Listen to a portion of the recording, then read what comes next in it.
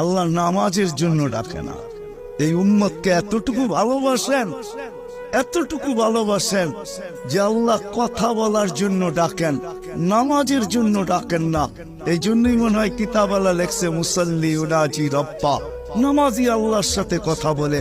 রাত্রটা যখন পার হয়ে যায়, সুবে সাদেক যখন হয়ে যায়, তো আল্লাহ চিৎকার দিয়ে মনে হয় বলতে থাকেন, রাতটা পার হয়ে গেল, তোর সাথে কথা হইল না, জলদি একটু উঠ না, একটু আয় না, তোর সাথে একটু কথা বলি না।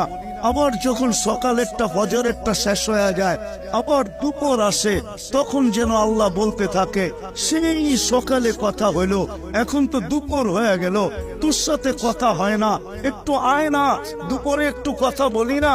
দুপুর যখন গণায় আসর বিকাল হয়, তা আল্লাহ আবার ডাকে, সেই দুপুরে কথা হইলো, এখন তো বিকাল হয়ে গেল, আয় না, তোর সাথে একটু কথা বলি না।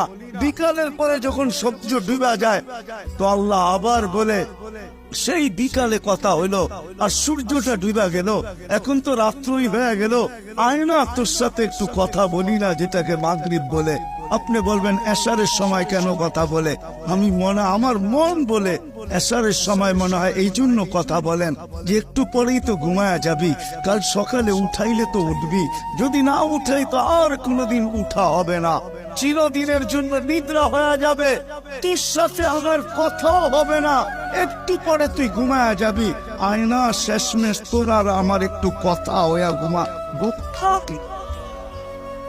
আমার তো মনে হয় আল্লাহ কথা বলার জন্য ডাকে, নামাজের জন্য ডাকে না।